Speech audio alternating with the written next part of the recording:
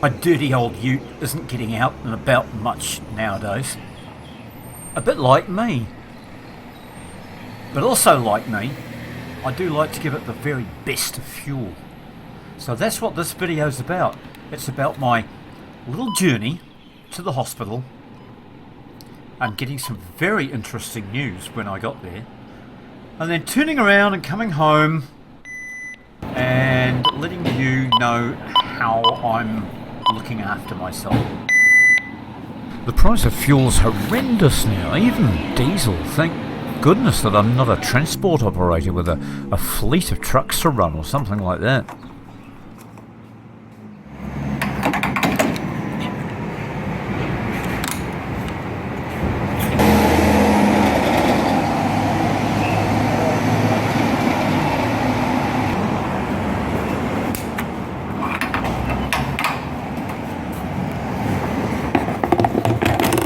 Get our own footing to return.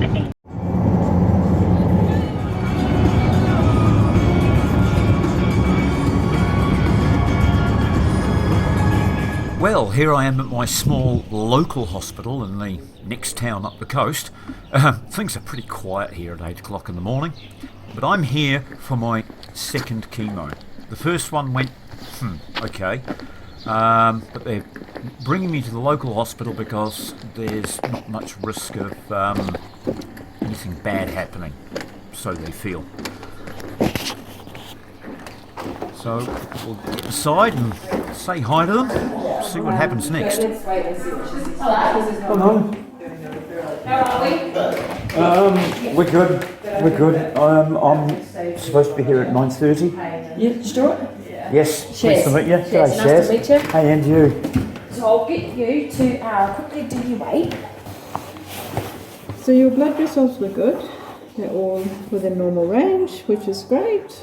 I got a phone call about my PSA. Oh yeah. Oh, no. I'm real happy. You don't know what my PSA used to be. Yeah. Or do you? What was it before? 7,630. So it's dropped a lot. A lot. Yeah. 222, I think she said this morning. Yeah. Which is still horrendously high, but... Yeah, but that's amazing. So is that since your first cycle? Or Cumulative, since... Okay, when I was diagnosed in September, yeah. it was an initial diagnosis, and then we refined it. And as they refined it, by about late October, they gave me my first PSA, Yeah. and they were horrified. I walked in, and my PSA was 7,630, and we've just Gradually bringing it down. So I know 222, I think I am this morning. Yeah, well that's a massive drop. Yeah, and I'm feeling good. Yeah. Yeah. You look good. Thank you.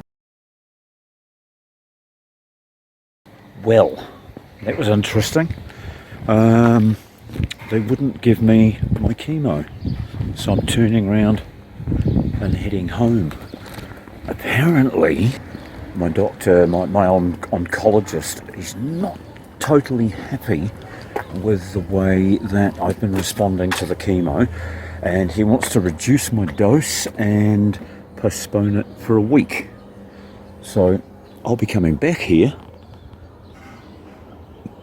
next Wednesday, and we'll have another go. Now, where am I today? Well, I'm in a place that's very dear to my heart. This is a very old industrial site. Once upon a time, this was a massive processing facility for the gold industry, because the town I live in is surrounded by historic gold mines. This is the remnants of one of their processing facilities. The mines are all up here on the hillside. They brought the ore down to be processed in this massive factory. There's not a lot left of it now, apart from some steel rails and massive rusting bolts. Over there you can see the big steel bolts that held down the massive machines to these concrete foundations. And you can see the walls looking very like Machu Picchu, or maybe the Nile Valley and the Giza Plateau. You might be able to see a chain link fence with "Danger, keep out" signs. That's because in that area behind there, that was the number one shaft. There was a huge wooden poppet head that rose to the sky, and that allowed them to pull the ore and the miners at the beginning of their shift and the end of their shift out of the bowels of the earth 700 feet below. And way over in the distance there, those are the cyanide tanks. They held a dilute solution of cyanide that was used in one of the final processes of the processing of the ore. But that's not why I'm here. Why I'm here is to tell you folks about what happened earlier this morning. Yes, I got kicked out of chemo. Apparently, the oncologist has decided that the chemo was a little bit too rough on me. I had bad burning in my mouth, which has persisted. It's still there now. Goes right down my esophagus, and it's made eating very difficult.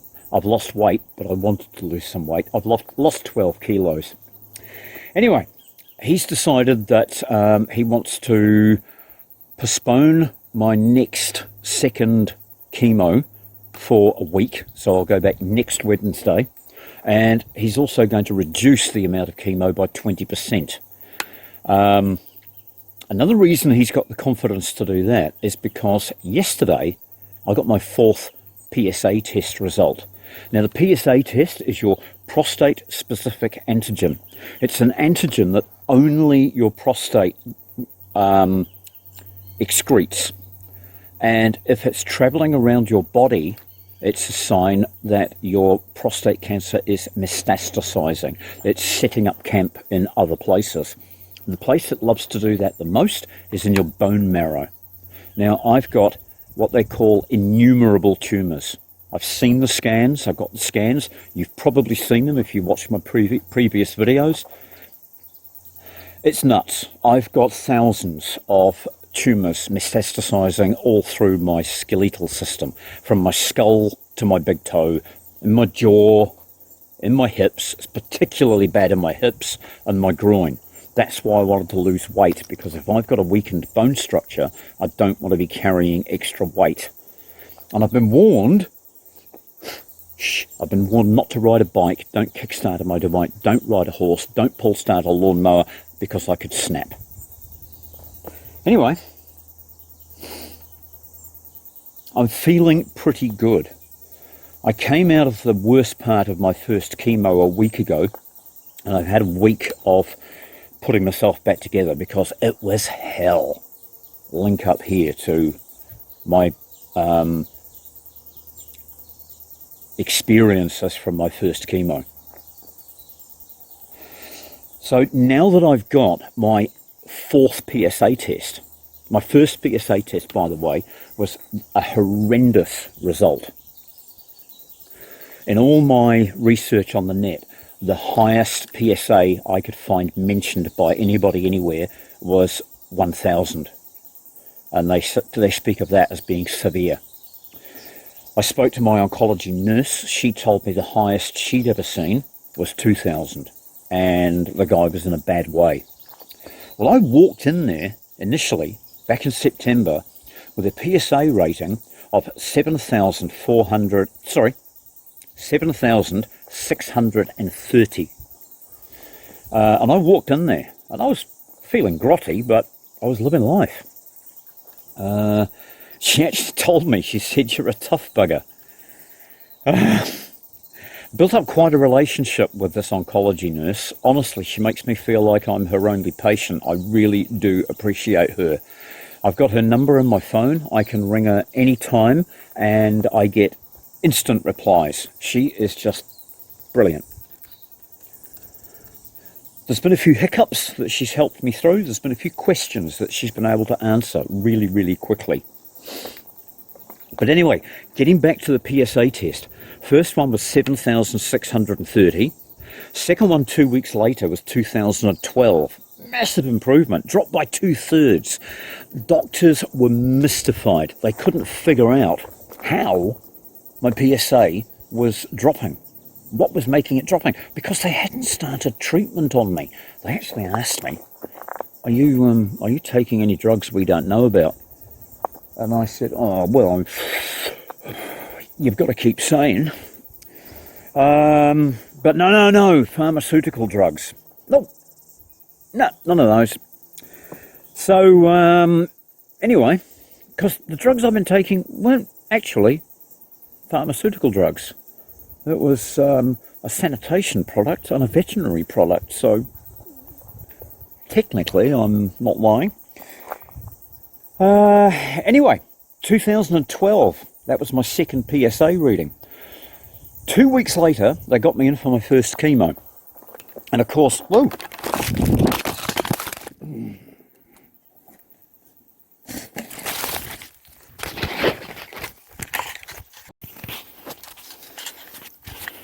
Sorry about that, fell off the hill. I took half a step sideways and tumbled down there. This is exactly what the oncology nurse wanted me to avoid. Falling down rocky slopes, I suppose, is something that she should have put on that list. Anyway, where was I? Second PSA test, 2012. Then I started chemo 2 weeks after that. So they had to give me a third PSA test so they could settle on my dose for the chemo. I dropped from 2012 to 1019, I think it was. Once again, rejoicing all around the office. Nobody quite knew what was going on because it was at that time when I was having my meeting with the oncology registrar and the chief oncologist, head of the department, and my oncology nurse, and they told me that I was terminal and that I had innumerable tumours and that I had a 30% chance of lasting 3 years. So I thought, that's an odd way of putting it. Does that mean I've got a 100% chance of lasting 1 year? Or I'm most likely to only last a year? Or anyway, I sort of pushed that to one side. I wasn't interested. Don't want to hear that doom and gloom shit. So I doubled down and I started doing extra research, and I'm now on my metastatic approach. Sorry, not my metastatic approach. I'm now on my metastatic. God, it's a good job I'm not a doctor, isn't it? Metabolic.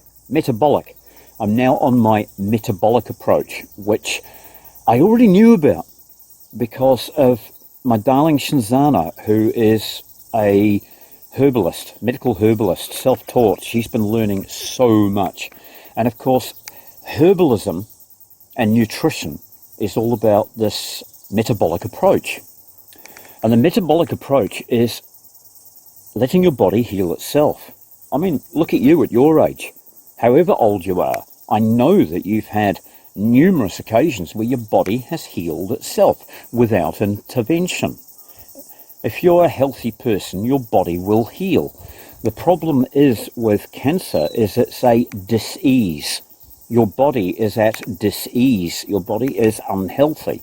It wants to get back to where it was, but it's hard to do because we're bombarding it with the wrong things. We're washing ourselves in chemicals. We're coating ourselves in perfumes and deodorants and sunscreen and all this other fuckery that modern life throws at us. You don't see monkeys in the zoo and polar bears eating Dunkin' Donuts and drinking Coke.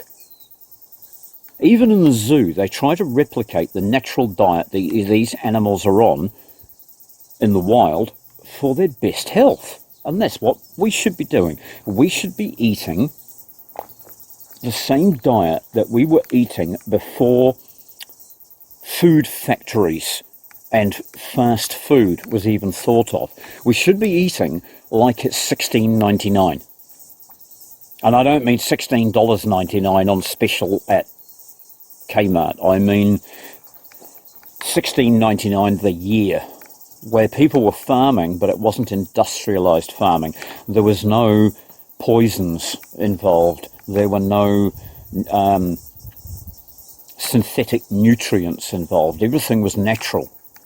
You know, you put your effluent into the ground. The effluent interfaces with the biomes in the ground, which creates nutrients, and the plants prosper. Remember the young ones in the 1980s? Neil the hippie was always going on about, don't you see? We plant the seed, nature grows the seed, we eat the seed. And it's as simple as that. Dr. Thomas Seyfried from Boston University is a doctor, a researcher, long list of qualifications and experience. The dude's 82 years old and he's still doing it, and doing it hard. He's all over YouTube at the moment being interviewed by various people because he's pushing this metabolic protocol to restore your body from cancer, and he's nailing it. I already knew about it, but it's great to see people who are as well respected as him out there on YouTube sharing it. Link to it up here. This is the long version. This is an hour and 15. But if you look around, you'll find snippets that have been taken out of this interview and other interviews on the same subject with the same guy that are only 6, 7 or 8 minutes long. It's great info. And basically what it is going back to eating like it's $16.99. I'm doing it extra hard. I'm eating no sugars whatsoever, not even fruit. No alcohol because it's packed with sugar. I was never big on alcohol anyway. 0 carbs. Okay, there's a few sneaky ones. If the camera was rolling all day, you would see me eat the odd carb. But I'm trying to eat a plant-based diet. I'm staying away from animal proteins, despite all you good people telling me, carnivore diet, carnivore diet. Everybody's parroting this carnivore diet at me because they've read that it's good. And yeah, for a healthy person, it is good. But for me, fighting cancer, animal proteins are the second favourite food of cancer cells.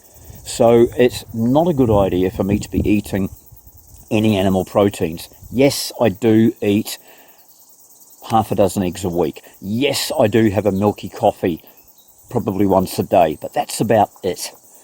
I've got a dear friend who lives on a diet of watermelon and cucumber. She looks incredible. She looks absolutely incredible. It suits her. I don't think it would suit me. When I went in to have my big meeting with the oncology head of department, the registrar, my oncology nurse, and they gave me the bad news about my terminology, whatever, about me dying soon.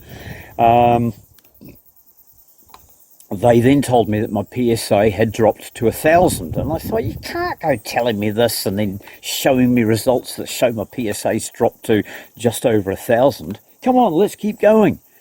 So they got me on chemo, and they assured me that this chemo was not going to help much. It was just going to give me a little bit of comfort. It was going to ease the pain that I was suffering in my bones. Well, it's done that. It's taken the pain away. I am virtually now pain-free, if it was their chemo that was doing it. It might also, I suppose, be my metabolic approach to self-healing that's destroying the tumours. Who knows? But second chemo was supposed to be Earlier today, yesterday, they had me in for a PSA test. That PSA test is my 4th PSA test, and I am now down to 212. I know, it's still high, but it's a whole heap better than 7,630. So I'm doing well, and I believe that it's due to the metabolic approach and the use of a veterinary product and a sanitisation product, which I'm not allowed to mention on here, but I'll show you some pictures.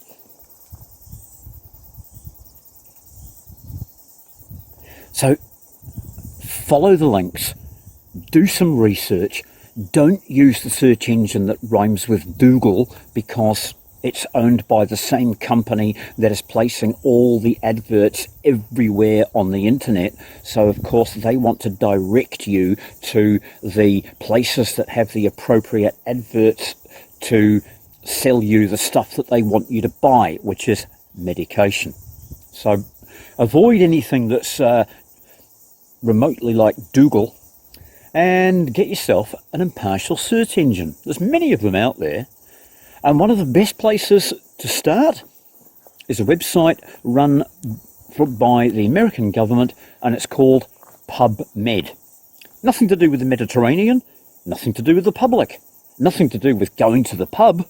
What this website is for researchers and scientists who work in medical fields to share their information for peer review amongst other researchers and scientists. So you're dealing with the top echelon of medical knowledge. So high up, in fact, that it hasn't yet been released to the public, even though the website's called PubMed. Right. Second place I would go is my other favourite website, and that is Earth Clinic. Earth Clinic, link up here, is a database of all of the holistic approaches to medicine.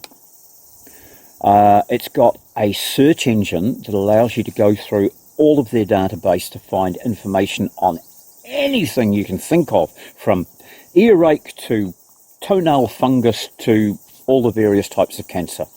And the other thing it's got is that search engine will search people's testimonials. First, the information comes up at the top of your search result, and then it collates all of the testimonials that are related to that below. And you can just go through pages and pages sometimes of testimonials of people who've tried it and had great results. In all of my research, I've never found anybody on the internet with a glowing report of the results of chemotherapy. Not one. But I'm finding dozens and dozens and dozens of glowing testimonials for the metabolic approach, the horse-based approach, and the bleach, the sanitizing approach. I'm not going to use the words on here. Go and do some research and enjoy life. It's so precious.